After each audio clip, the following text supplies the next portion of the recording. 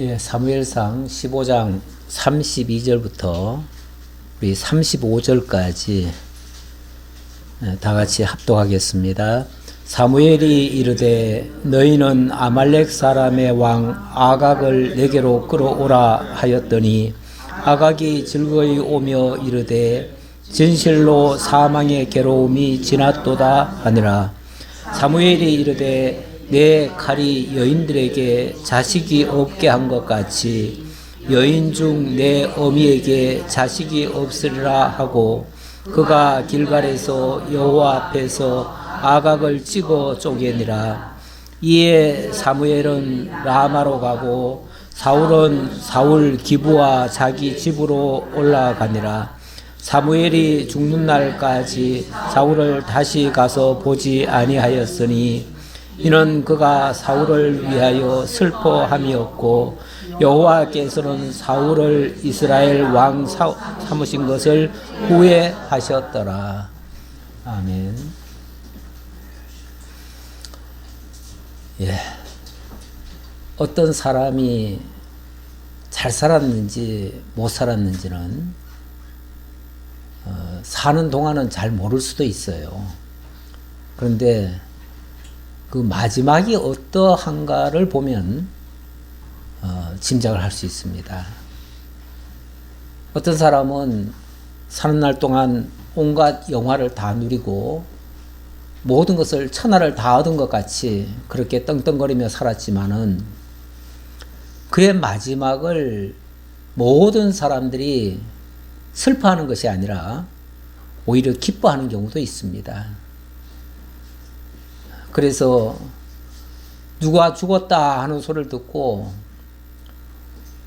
잔치를 벌이는 사람들도 있어요. 그러면은 어쨌든 그 사람은 매우 좋지 않았다는 뜻이죠. 그동안 권력에 의해서 짓눌려 있다가 그 사람이 죽음으로써 완전히 해방감을 느끼는, 오히려 그 모든 고통에서 벗어날 수 있는 기회가 될 수도 있어요. 그래서 살아있을 때는 그렇게 빛을 못 냈지만은 죽은 다음에 매우 아쉽고 안타깝고 그분을 생각하면 눈물이 흐르고 경우에 따라서는 정말 그 아쉬움에 미안함에 이런 것이 또 있는 경우도 있어요. 제가 알기로 전에 제가 이제 소속돼 있던 그 총회의 목사님 중에 한 분이 돌아가셨는데, 돌아가시기 전까지는 그분이 전혀 제대로 알려지지 않은 사람이에요. 근데 돌아가신 다음에 그의 뒤를 따르는 사람이 몇천 명이 뒤를 따라서 그 장례를 치렀다고 해요. 그분이 어떻게 유언을 했냐면, 내가 죽거들랑 리아가에 실어서 어디다 갖다가 묻어라, 그렇게 유언하고 가셨거든요. 그래가지고 실제로 그분이 돌아가신 다음에 리아가에다가 그분을 실어가지고 가마니로 덮어가지고 그래서 장례를 치렀어요.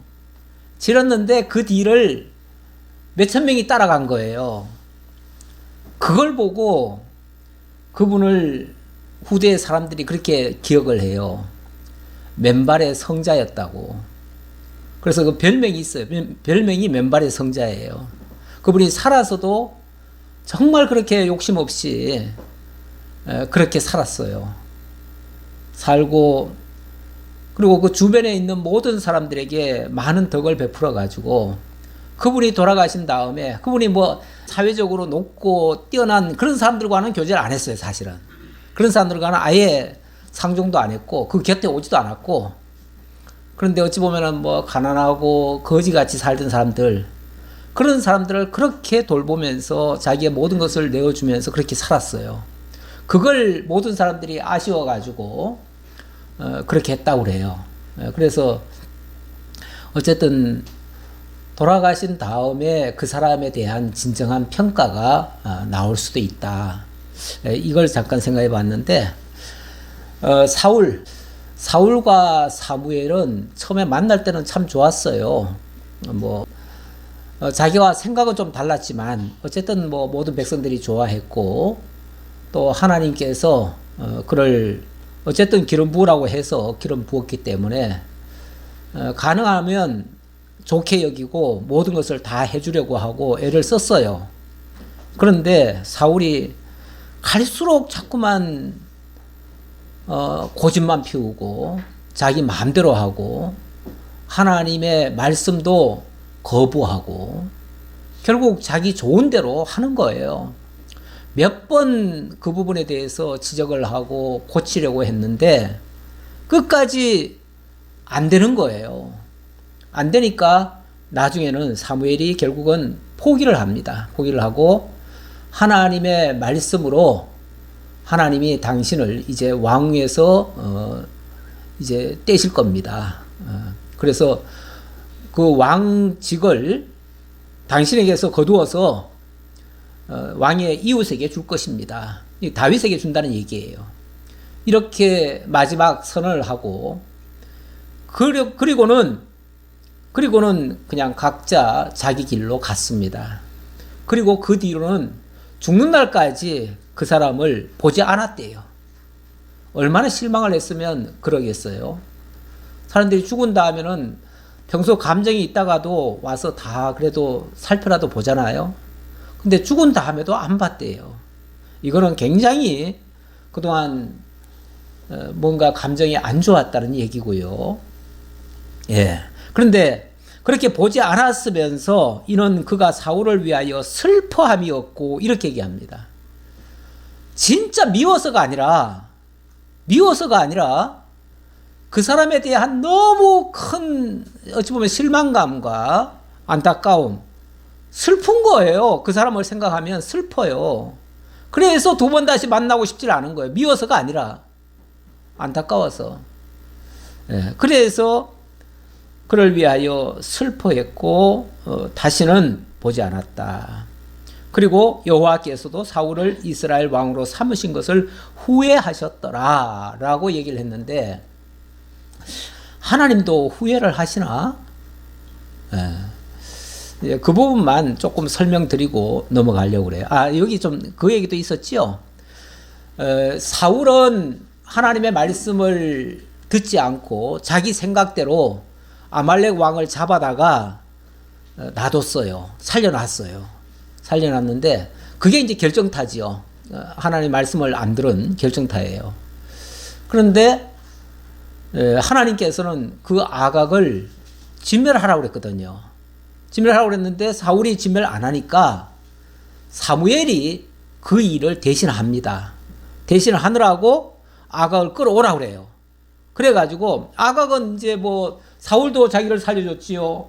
사무엘도 부르지요. 그러니까 야 이제는 나는 살았다 하고 너무너무 기뻐했어요. 그러면서 즐겁게 이렇게 왔는데 사무엘이 그에게 이렇게 말을 합니다. 내 칼이 여인들에게 자식이 없게 한 것 같이 여인 중 내 어미에게도 자식이 없으리라. 이 말은 아각이 쉽게 말하면은 이스라엘 백성들을 많이 죽였어요.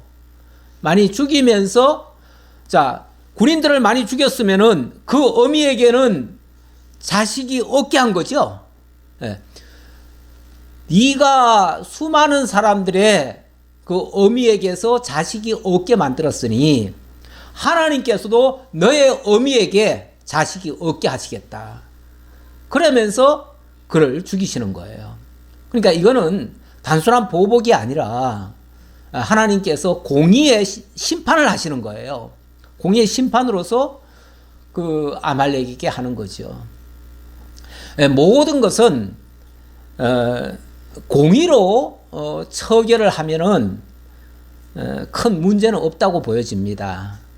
세상에서도 때로는 잔인한 일들이 일어나잖아요. 잔인한 일들이 일어나는데 그 잔인한 일들이 윤리 도덕적인 차원에서 우리가 판단할 게 아니고 이게 과연 하나님의 공의에 맞는 거냐라고 했을 때 정말 그게 공의의 일이라면 당연히 그렇게 돼야 맞겠지요. 오히려 그렇지 않겠어요? 네. 그래서 전쟁도요 정당한 전쟁이 있고 부당한 전쟁이 있어요. 정당한 전쟁은 어떤 침략을 받았어요. 침략을 받거나 뭐 정말 애매히 그 피해를 입었어요. 그러면은 거기에 대해서는 정당하게 반격을 가할 수 있습니다. 보복을 해도 돼요. 그건 국제법에서도 인정을 합니다. 그런데 아무런 그런 게 없는데 먼저 선제 공격을 받았다? 선제 공격을 했다? 그러면은 그거는 전쟁 범죄가 되는 겁니다. 그래서 국가 간에도 그런 것은 엄격히 지적을 하지요. 그런데 보통은 보면은 우리가 어느 나라와 가까우냐, 가까운 그 동맹이면은 무조건 편을 들어주죠. 동맹이 아니면은 또 무조건 또 적을 그냥 악마화 해가지고 그를 악마니까 제거해야 된다. 특히 우리 기독교인들 중에서 굉장히 큰 실수를 많이 하는데, 기독교인들은 대체적으로 보면은 모든 것을 판단할 때 선악 개념으로 판단하는 경우가 많아요. 그래서 내 편이면은 선이고 내 편 아니면은 다 악으로 규정을 해요. 그리고 악마는 어떻게 해야 돼요? 악마는 진멸의 대상이에요. 그러니까 내 편이 아니면은 무조건 제거의 대상으로 여기는 경우도 있어요. 물론 극단적인 경우에 그렇지요. 극단적인 경우에 그런데, 그래서 기독교 근본주의자들이 범하기 쉬운 죄들이 바로 그런 죄들이에요. 기독교 근본주의자들은 모든 것을 흑백 논리로 판단을 해버려요. 규정을 해버려요. 그래가지고 사실은 기독교가 과거에 참 많은 잘못을 했어요. 많은 잘못한 것 중에 보면은 그 중동을 향해서 십자군 전쟁이라고 해가지고 십자군 전쟁을 하면서 엄청나게 많이 죽였어요. 그런 게 있었어요. 근데 우리는 이제 우리도 기독교니까, 같은 기독교니까 저쪽은 원래 악마고 우리는 하나님의 이름으로 나아간 거니까, 십자군이니까 하나님의 이름으로 나갔으니까 우리는 정당하다 이렇게 생각하는데, 그런 식의 방법은 옳지 않았어요. 누구든지 히틀러도 다 자기 정당성 가지고 하는 거 아니겠어요? 예, 그런데 그런 식으로 하면은 멈춰지질 않아요. 그래서 모든 것을 판단할 때 정말 하나님의 공의에 합당한 것인가, 그걸 가지고 기준을 삼아야 되는데, 어쨌든 사무엘이 아각을 찍어 쪼개니라 하니까 굉장히 무섭기는 한데 이건 공의의 심판이었다, 이렇게 볼 수 있습니다. 그리고 이제 왕으로 삼은 것을 후회하셨다라 그랬는데, 후회라는 말 그것만 조금 설명하고 넘어갈게요. 근본 뜻으로는 하나님은 인생이 아니시므로 변하지 않으신다, 이런 표현이 있어요. 하나님은 인생이 아니기 때문에 이랬다 저랬다 할 수가 없어요. 후회도 원칙적으로 하지 않아요. 그런데 후회라는 표현은 인간적 표현이에요. 왜? 하나님의 표현이 아니고 인간적 표현이에요. 그런데 만약에 후회를 하나님이 하셨다고 하면 근본적으로는 하나님께서 흥하게도 하시고 망하게도 하시기로 하나님이 작정을 해놨기 때문에 그렇게 되는 거예요. 그래서 결과적으로는 불변인데 과정적으로는 망하는 일이 있고 흥하는 일이 있는 거예요. 그래서 근본적으로는 바뀌지 않는다라고 볼 수 있고요. 과정상으로 본다고 하면 하나님께서 모든 역사가 보면, 가만히 보면요, 아무리 끝에 가서 흥하더라도 과정적으로는 망할 수 있습니다. 어려움 당할 수 있고요. 이스라엘 역사를 보면 엄청나게 굴곡진 역사가 있지 않아요? 요셉이라고 하는 한 인물의 그 일생을 봐도 처음에 태어났을 때는 너무 좋은 상황에서 태어났잖아요. 그 아버지의 사랑을 특별히 더 받았잖아요. 색동옷도 있고 그렇게 사랑의 대상이었는데, 사랑의 대상이다 보니까 모든 형제들에게 미움을 받고 팔리기도 하고 또 죽을 뻔도 했지요.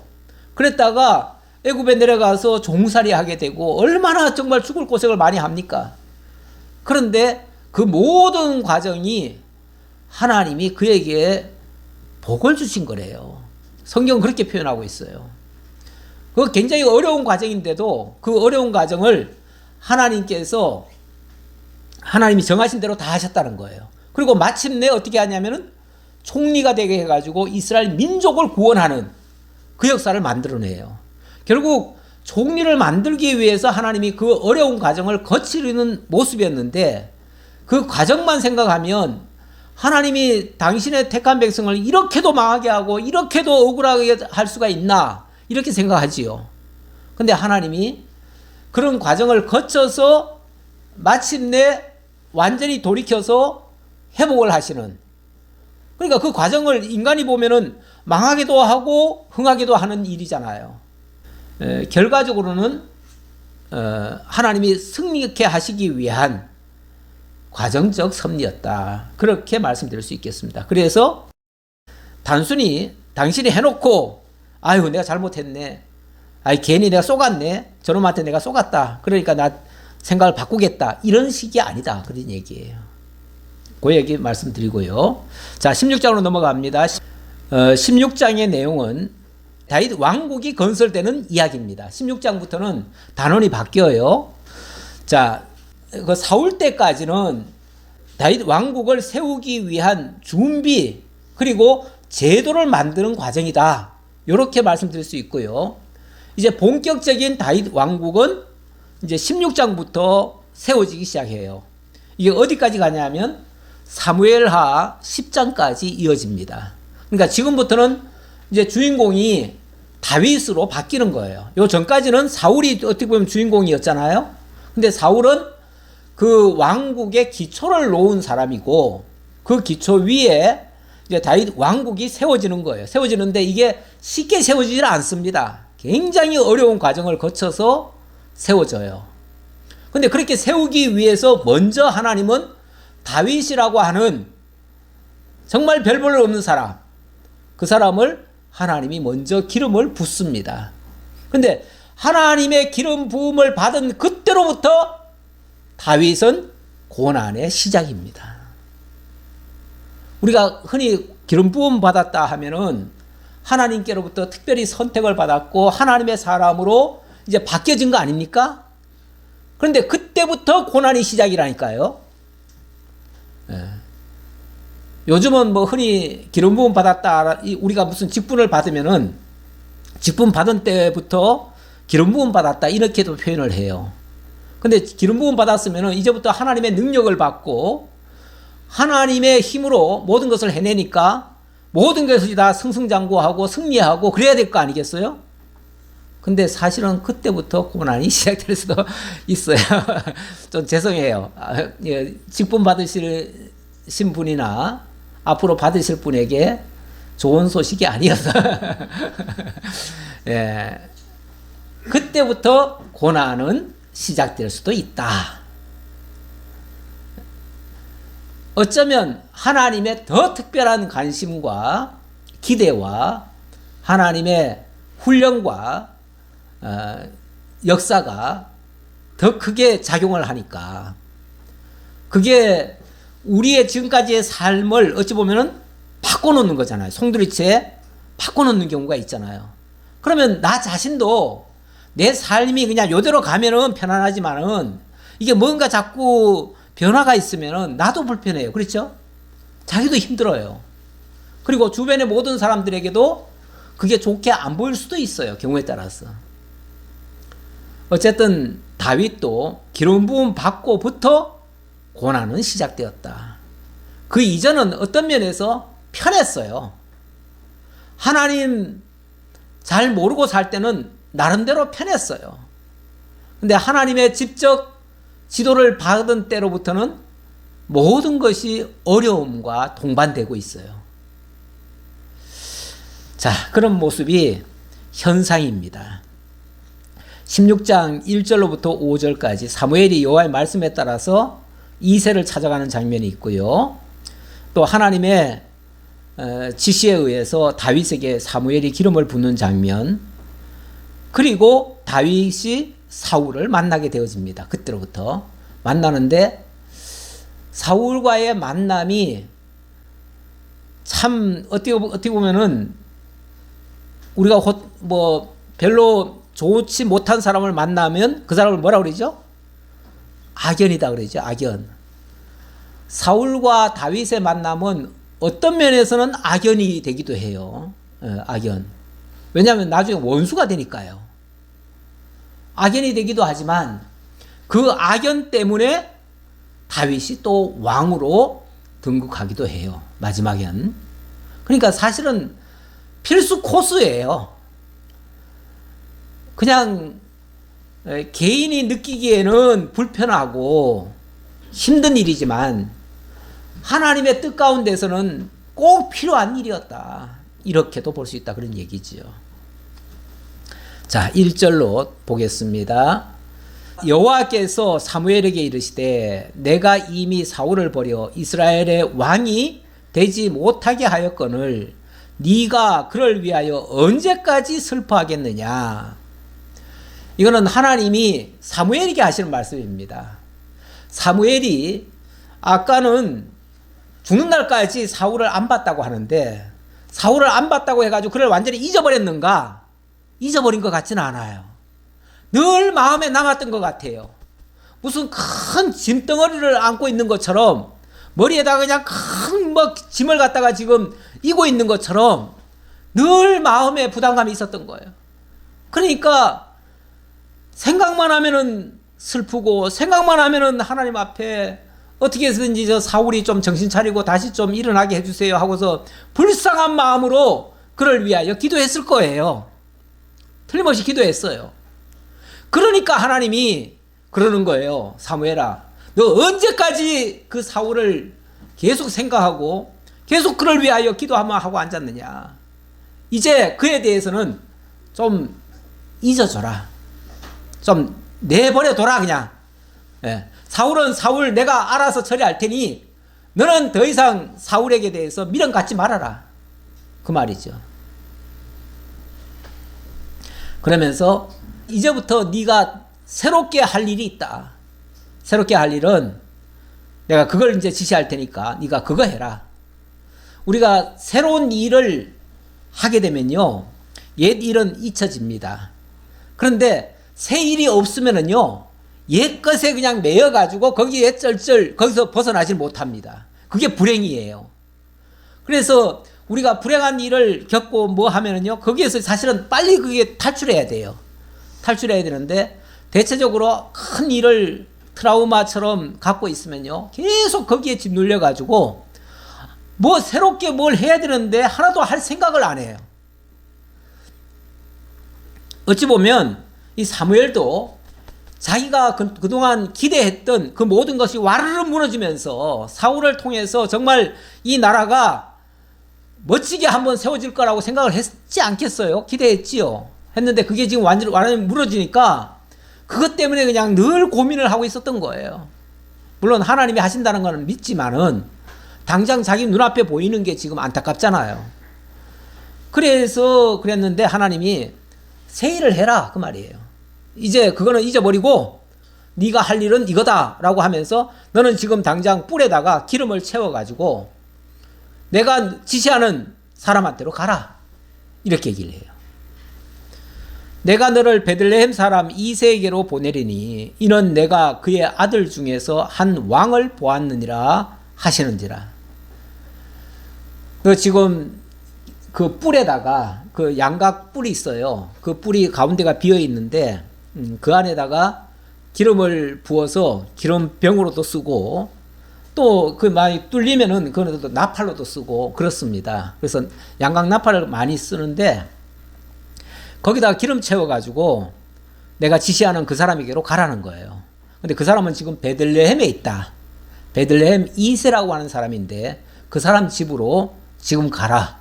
그 아들 중에서 내가 한 왕을 택했다. 이렇게 말씀하시는 거예요. 그래서 2절에 사무엘이 이르되 내가 어찌 갈 수 있으리까? 사울이 들으면 나를 죽이리이다 하니. 이건 또 인간적으로 또 사울이 아주 고약한 성격을 또 가지고 있는 사람인 건 알잖아요.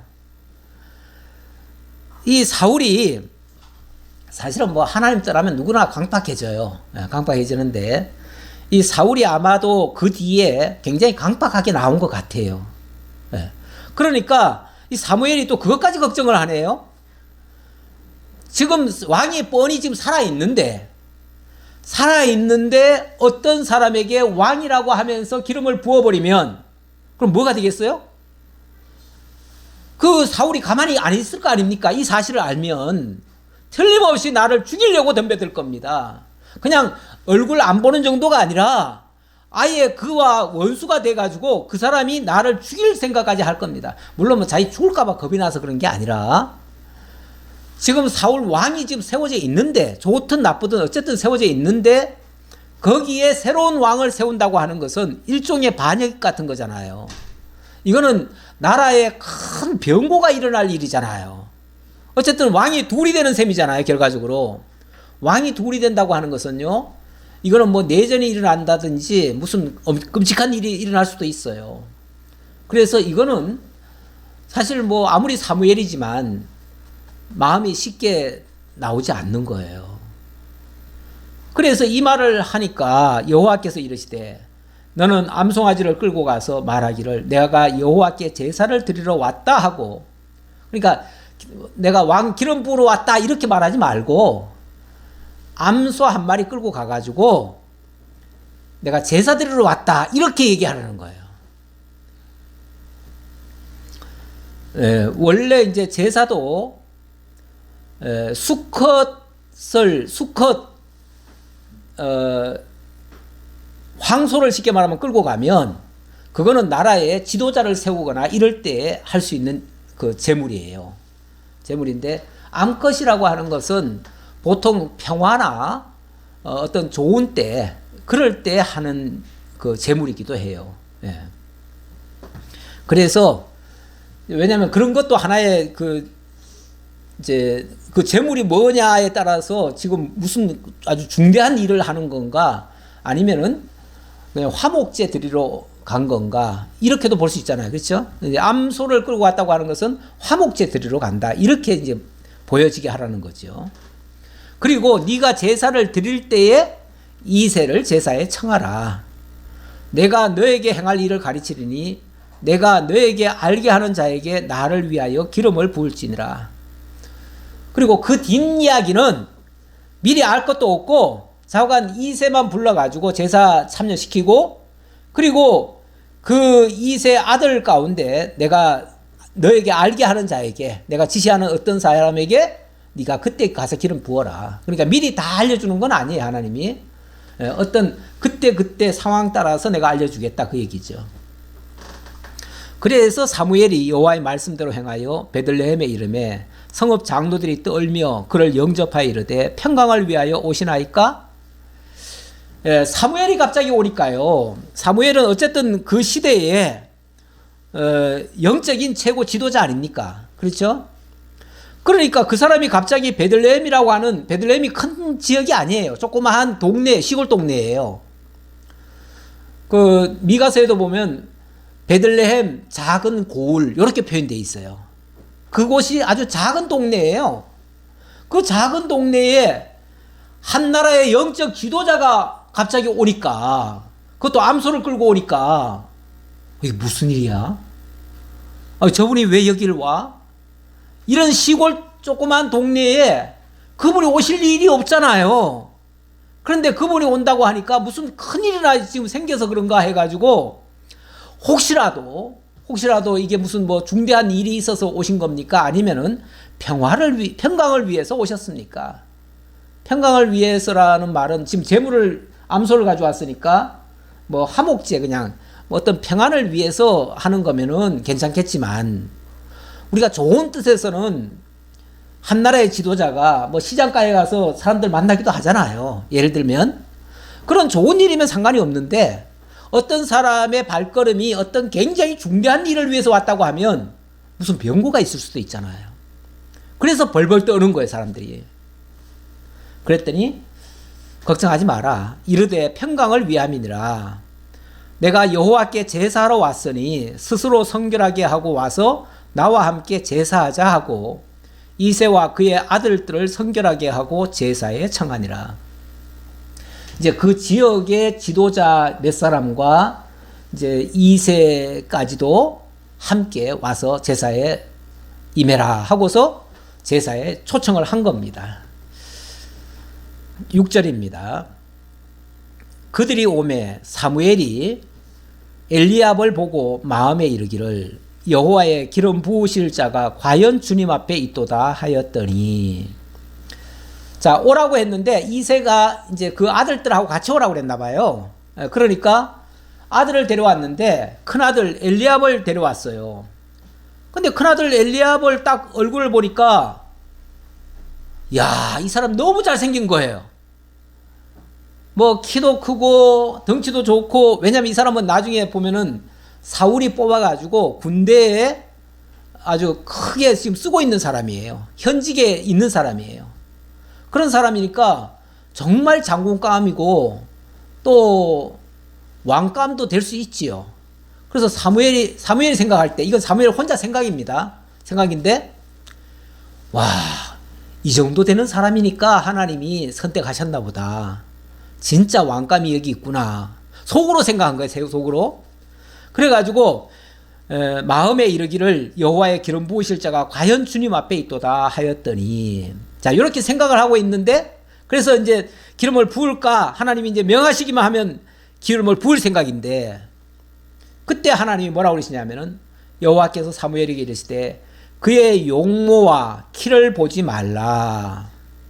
내가 이미 그를 버렸노라. 네가 그렇게 생각하는 거 나는 이미 그 사람은 아니라고 이미 단정해버렸다. 그 얘기예요. 그러면서 내가 보는 것은 사람과 같지 아니하니 사람은 외모를 보거니와 나 여호와는 중심을 보느니라 하시더라. 그 사람의 중심은 왕과는 거리가 먼 사람이다. 나의 뜻과는 전혀 거리가 먼 사람이다.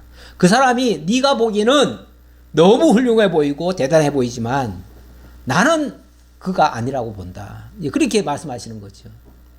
그러면서 유명한 말씀, 사람은 외모를 보거니와 여호와는 중심을 본다. 이 말씀. 네. 그래서 우리가 무엇을 평가하고 결정하고 할 때 사람의 기준으로 판단하고 결정할 것이 아니고 정말 하나님의 기준으로 볼 수 있는 그런 시각이 바람직하지요. 자, 그랬더니 이새가 아비나답을 불러 사무엘 앞을 지나가게 하매 사무엘이 이르되 이도 여호와께서 택하지 아니하셨느니라 하니, 아마 사무엘이 그랬던가 봐요. 야, 이 아들 말고, 그 아들 아니라고 하니까, 이미 아니라고 하니까, 그러면 이 아들 말고 다른 아들은 누구냐라고 하니까 둘째 아비나답을 데리고 나온 거예요. 그런데 사무엘이 봤을 때는 이 아들도 대단해요. 그 아들도 괜찮아요. 그럼 이 아들인가 보다 했는데 하나님이 딱 막으시면서 이 아들도 아니다 이러시는 거예요. 이새가 산마로 지나게 하매 사무엘이 이르되 이도 여호와께서 택하지 아니하셨느니라 하니라. 세 번째 산마도 데려왔는데 아니라는 거예요. 하나님이. 이새가 그의 아들 7을 다 사무엘 앞으로 지나가게 하나 사무엘이 이새에게 이르되 여호와께서 이들을 택하지 아니하셨느니라 하고, 하나님이 이 사람들은 아니라고 한다. 이 사람들은 아니란다. 그러면 어떻게 돼요? 아들이 다 지나온 것 같은데, 다 온 것 같은데, 그 아들들이 다 아니라고 하니까 이게 뭐 차질이 생겼잖아요. 뭐가 잘못됐나 보다라고 생각을 하고 사무엘이 이새에게 이르되 너의 아들들이 다 여기 있느냐? 여기 온 아들들이 다 너의 아들들이고 이 아들이 전부냐? 그 말이죠. 그랬더니 이새가 이르되 아직 막내가 남았는데 그는 양을 지키나이다. 아직 막내가 하나 있기는 있는데요. 걔는 아직 어리고요. 걔는 지금 들판에서 양을 지키고 있습니다. 다른 자식들은요, 다 커가지고 군대에 부름을 받고 지금 다 전투에 나가 있는 그런 사람들이에요. 근데 이 막내는요, 아직 전투에 나갈 수도 없는 아직 어린아이 같은 사람이에요. 이때가 정확히는 알 수가 없는데요. 제가 추정해 봤을 때 한 16살 정도쯤 된 것 같아요. 뭐 16살도 뭐 할 만한 하는 거는 다 하지요. 하는데 그래도 아직 앳된 표시가 있지요. 그랬더니 사무엘이 이새에게 이르되 사람을 보내어 그를 데려오라. 지금 당장 사람 보내가지고 그 아이 빨리 데려와라 그 말이죠. 그러면서 그가 여기 오기까지는 우리가 식사 자리에 앉지 아니하겠노라. 아니 그 아이가 뭐라고, 그 아이가 오기 전까지는 우리가 식사도 안 하겠대요. 식사 안 한다는 말은 당연히 제사도 안 드리겠죠. 지금 이 제사가 어떻게 보면 그 아이를 위한 제사인 거예요. 그러면서 그 아이가 오기 전까지는 제사도 안 드리고 거기 같이 제사 드린 다음에 같이 다 식사하기로 했으니까 식사도 안 하겠다 이러는 거예요. 그러니까 자관 그 아이가 뭐 굉장히 심각한 얘기죠. 그래서 이에 사람을 보내어 그를 데려오매 그의 빛이 붉고 눈이 빼어나고 얼굴이 아름답더라. 얼굴이 아름답다. 아직 얼굴 빛이 붉고 눈이 빼어나고 얼굴이 아름답더라. 보통 남자 아이들에게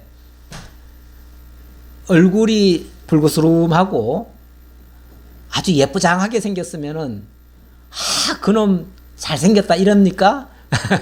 어떻게 말합니까? 예, 그거 그렇게 좋은 칭찬은 아니죠. 남자 아이들에게는 그런 말은 그렇게 좋은 칭찬 같지는 않아요. 제가 봤을 때는 아직 앳된 표시가 그대로 있다는 거예요. 얼굴도 아직 볼고스름하고, 그리고 아름답다고 하는 표현이 좀 표현이 뭐 어떨지 모르겠는데 조금 계집애 같다 이런 표현이에요. 의미가, 다가오는 의미가. 여자아이들 예쁘장하게 이렇게 생긴 아이들 있잖아요. 꼭 그런 모습이더라는 거예요. 남자가 제대로 활동을 제대로 하려고 하면 좀 어떤 면에서는 좀 씩씩해 보이고 좀 뭔가 단단해 보이고 무엇이든지 다 해낼 수 있는 그런 정도의 모습을 좀 띄어야 저 아이는 뭐 대단한 일을 해낼 것 같다 이러지. 예쁘장하게 생겨가지고 얼굴도 아직 볼고스름하고 이러면요 뭐 할 수 있을까, 예쁘기는 한데 뭘 할 수 있을까 이렇게 생각이 들지요. 그런데 하나님이 뭐라고 그러냐면은 여호와께서 이르시되 이가 그니, 이 아이가 내가 말했던 그 사람이니 그 말이에요. 이가 그니 너는 지금 일어나서 이 사람에게 기름을 부으라 하시는지라. 기름을 붓는다고 하는 거는 이거는 어떤 직임을 맡긴다는 얘기고 엄청난 사실은 일이에요. 지금 아직 무슨 직임을 맡기는지는 잘 모르겠어요. 아직 모르겠지만은 뭔가 자꾸 심각한 거를 지금 맡기는 거예요. 하나님이 뭔가 엄청난 거를 지금 주시는 거예요. 사무엘이 기름 뿔병을 가져다가 그의 형제 중에서 그에게 부었더니 이날 이후로 다윗이 여호와의 영에게 크게 감동되니라.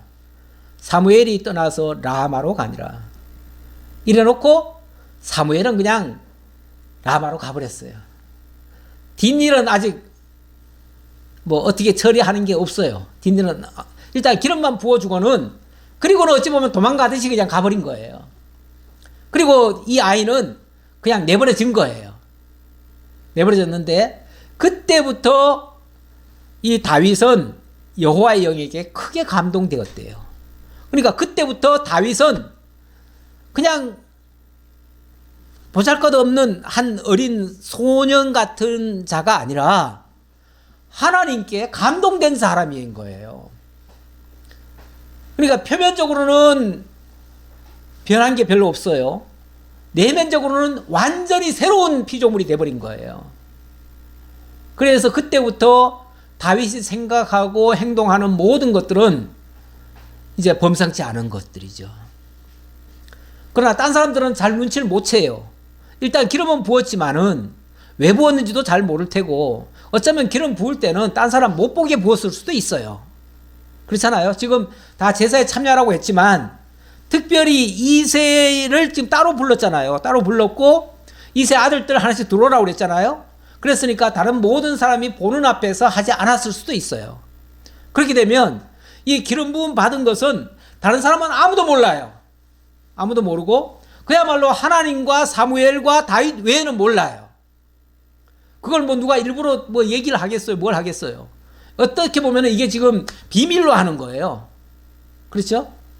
지금 제사 드린다는 거는 그냥 어찌 보면 사울의 그 시선을 피하기 위한 그런 지금 행동이고요. 뭐 공식적으로 왕으로 기름 부었다 이렇게 지금 말하지 않았어요. 그러니까 이 사실은 어떤 면에서 아무도 몰라요. 지금 모르고 당사자는 알지요. 기름 부음 받은 당사자는 알고 나머지는 다 몰라요. 자, 그렇게 변했다고 생각하고요. 그렇게 지금 과정이 지금 절차가 밟아지고 있다고 생각하고요. 자, 14절부터는 다윗이 이제 사울과 만남을 갖게 되는 겁니다. 자, 잠깐 다시 이제 화면이 사울에게로 넘어갑니다. 사울에게 하나님이 어떻게 역사를 하셨는가? 여호와의 영이 사울에게서 떠나고 여호와께서 부리시는 악령이 그를 번뇌하게 한지라. 이때부터 사울은 완전히 하나님과는 거리가 멀어진 거예요. 하나님의 영이 그에게서 거두어진 거예요. 거두어지고 그 자리에 대신 여호와께서 부리시는 악령이 그를 번뇌하게 했대요. 제가 오전에도 잠깐 언급했지만은 악신들도요, 악령들도요, 하나님의 주권 밖에 있는 존재가 아닙니다. 독자적으로 움직이는 존재가 아니고요. 여호와의 부리시는 악령이라 이렇게 되어 있습니다. 그 악령의 지배를 받게 됩니다. 성령의 역사는 더 이상 사울에게서 작동하지 않고 악령이 그를 막 헷갈리게 만드는 거예요. 그러니까 이제 번뇌하겠지요. 예. 사람이 갑자기 막 변해가지고 막 엉뚱한 것에 막 휩싸여가지고 막 정신을 못 차리고 엉뚱한 소리도 하고 그리고 뭐 괴로워하고 뭐 고통을 받고 이러면은 이게 이제 다 이게 악령에 의해서 되어지는 것이다 라고 생각은 하지요. 그 당시 다 이 믿음의 세계니까요. 이쪽 사람들이. 그랬더니 사울의 신하들이 그에게 이르되 보소서 하나님께서 부리시는 악령이 왕을 번뇌하게 하온즉 원하건대 우리 주께서는 당신 앞에서 모시는 신하들에게 명령하여 수금을 잘 타는 사람을 구하게 하소서. 하나님께서 부리시는 악령이 왕에게 이를 때에 그가 손으로 타면 왕이 나으시리다 하는지라.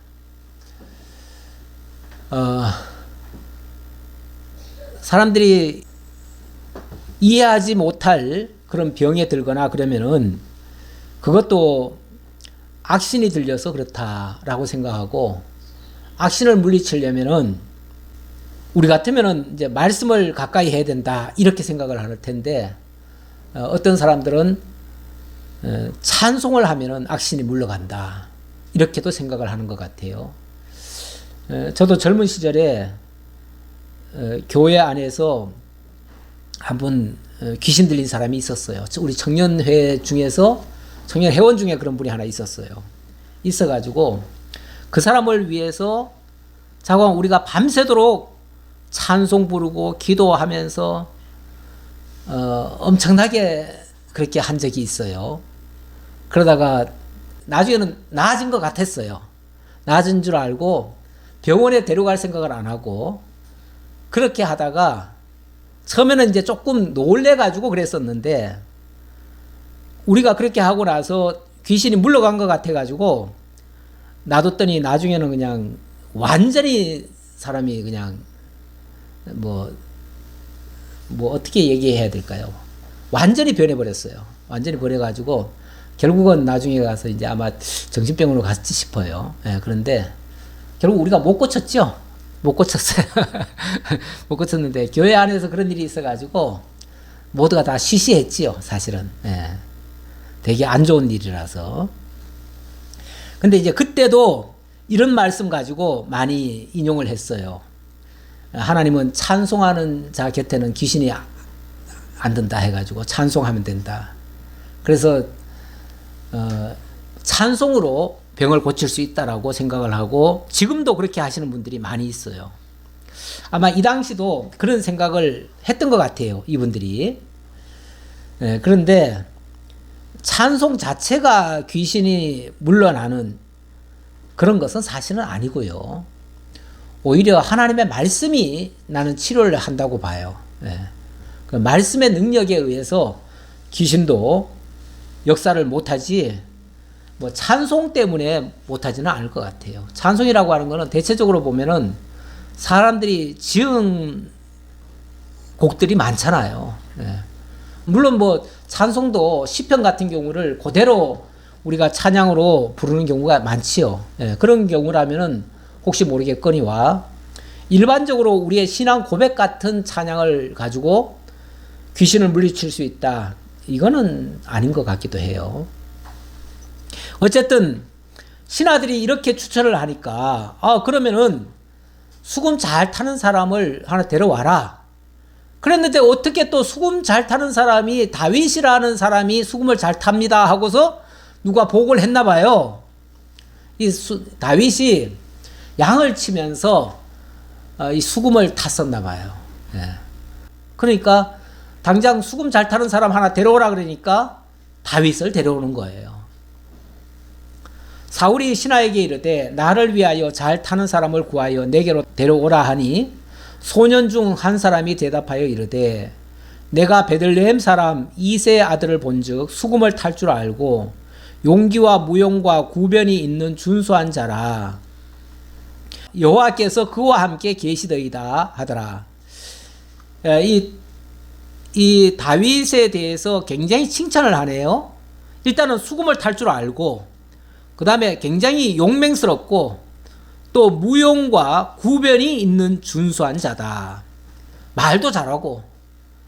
이 무용이라고 하는 건 제가 한문을 다시 봤으면 좋겠는데 춤을 잘 춘다는 얘기인지 아니면은 무술에 아주 용맹하다는 뜻인지 그거는 이제 한번 그 한문을 한번 봤으면 좋겠네요. 어쨌든 굉장히 준수한 자다. 아주 칭찬을 했어요.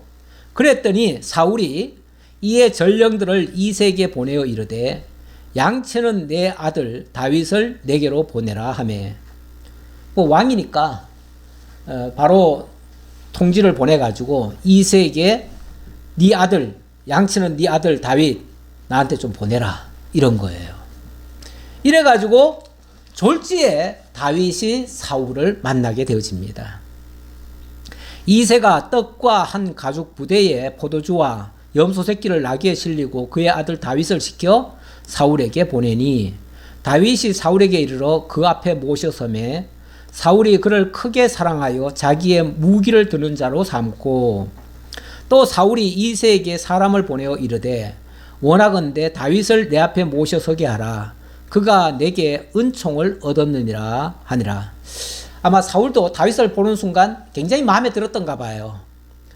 뭐 나중에 자기의 정적이 될 것이라고는 생각은 못했겠죠. 그건 당연히 생각 못했을 테고 어쨌든 이 아이가 모든 면에서 마음에 들었던 것 같아요. 아까 생기기도 잘생겼다고 했고 뭐 그러니까 그런지 모르겠어요. 또 무엇보다도 수금을 잘 탄다고 하니까 그러면 수금만 잘 타는 게 아니라 또 굉장히 또 용기도 있고 뭐 여러 가지 무용도 있고 했다고 그랬잖아요. 그랬다고 하니까 잘 싸울 것도 같고 하니까 네가 그러면 아예 그냥 내 무기 드는 자가 되라 이래가지고 늘 그 사울 곁에서 모든 수종을 드는 그런 사람으로 삼은 거예요.